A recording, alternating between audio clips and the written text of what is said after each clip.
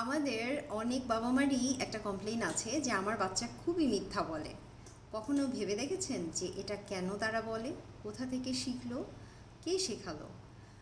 আমি তো মিথ্যা বলি না, আমার বাচ্চা কেন এত মিথ্যা বলছে? এটার একটা পরীক্ষিত ফর্মুলা আছে, আমি সেটাই আপনাদের সাথে শেয়ার করতে চাচ্ছি। আপনার বাচ্চা যদি খুব বেশি মিথ্যা বলে, তাহলে আপনি বুঝে নেবেন যে আপনি আপনার বাচ্চার কোনো দোষ দেখলে ওভার রিয়্যাক্ট করেন, অর্থাৎ অনেক বেশি রেগে যান। যতটুকু রাগ করার দরকার বা যতটুকু শাসন করার দরকার, আপনি তার থেকে বেশি করে ফেলছেন।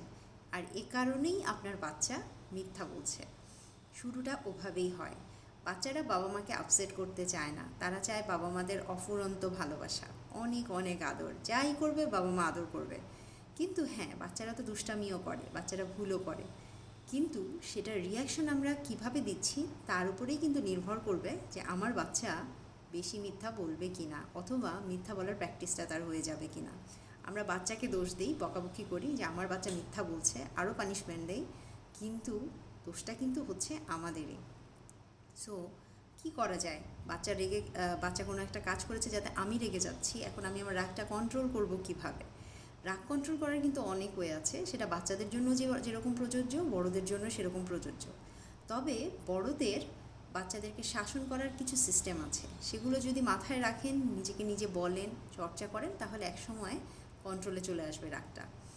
বাচ্চাদের ক্ষেত্রে যেটা পরীক্ষিত পদ্ধতি, সেটা হচ্ছে আপনার বাচ্চা যদি ছোট হয় এবং সেই বাচ্চাটা কোনো একটা অন্যায় করে ফেললো, তাহলে আপনার উচিত হবে বাচ্চাটার কাছে যাওয়া, তার লেভেলে নেমে আসা। অর্থাৎ সে যদি ছোট হয়, হাঁটু গেড়ে বসা তার সামনে, তার হাতটা ধরা, তার চোখের দিকে তাকিয়ে তাকে বলা সহজ বাক্যে, কোনো জটিল না, অনেক বেশি লজিক বোঝানোর দরকার নেই, যে সিম্পল সেন্টেন্স দিয়ে তাদেরকে বলা যে তুমি যে কাজটা করেছো, এই কাজটা খুব খারাপ কাজ, এটা করতে হয় না, এই কাজটা যদি করো তাহলে বাবা মা খুব কষ্ট পাবে, বাবা মা অনেক মন খারাপ করবে, আর তোমার বাবা মা তোমাকে অনেক ভালোবাসে, তো এই কাজটা আর করবে না, যদি এটা করো বাবা মা কষ্ট পাবে, তোমাকে আর ভালোবাসবে না, কিন্তু তো এটা আমরা করব না।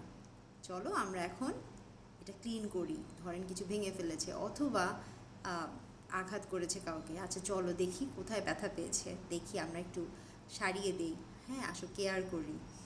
একদম সহজভাবে ভেঙে ভেঙে বলা, বা মানে বাচ্চা স্ট্রেসড হয়ে না যায়, বাট বুঝতে পারে যে সে ভুল করেছে। এবং বাচ্চারা কিন্তু খুব ইমোশনাল হয়, ওদেরকে আপনি বকা দিয়ে যতটা না বুঝাবেন, তার থেকে ইমোশনালি বললে কিন্তু ওরা বেশি বুঝে। সুতরাং এটা যদি বলতে পারেন যে তোমার বাবা মা তোমাকে অনেক ভালোবাসে, কিন্তু তুমি যেটা করেছো এটা বাবা মাকে অনেক স্যাড করেছে, এটা যদি করো তাহলে মা তোমার কাছে এখন থাকবে না, মা তোমার কাছ থেকে এখন চলে যাবে, কারণ মা খুব স্যাড হয়ে গেছে, এই কাজটা করবো না। এত সুন্দর করে বলার মতো আসলে মেন্টালিটি অনেক সময় মায়েদের থাকে না, কারণ মায়েরা সারাদিন বাচ্চাদের পিছে দৌড়ঝাঁপ করতে করতে অনেক স্ট্রেসড হয়ে যায়। আর তারপরেও আমরা এটা চেষ্টা করব, যখনই দেখবো আমাদের বাচ্চা মিথ্যা বলছে, আমাদের কিন্তু ওয়ার্ন হয়ে যাওয়া উচিত যে আমরা হয়তো মায়েরা অথবা বাবারা শর্ট টেম্পার্ড হয়ে যাচ্ছি, বাচ্চাদের দোষ হয়তো আমরা দেখছি, এবং সেই দোষে আমরা এত বেশি উত্তেজিত হয়ে যাচ্ছি, যেটা হওয়া উচিত না। হ্যাঁ, আমরা ওভার রিয়্যাক্ট করছি। তো এই ব্যাপারটায় যদি প্যারেন্টসরা সচেতন হয়, তাহলে বাচ্চারা কিন্তু মিথ্যা বলবে না। তো সলিউশনটাও আমরা জানি, প্রবলেমটাও আমরা বুঝলাম। ইনশাআল্লাহ প্যারেন্টিং আমাদের জন্য একটু হলেও সহজ হবে। ভালো থাকুন, আল্লাহ হাফেজ।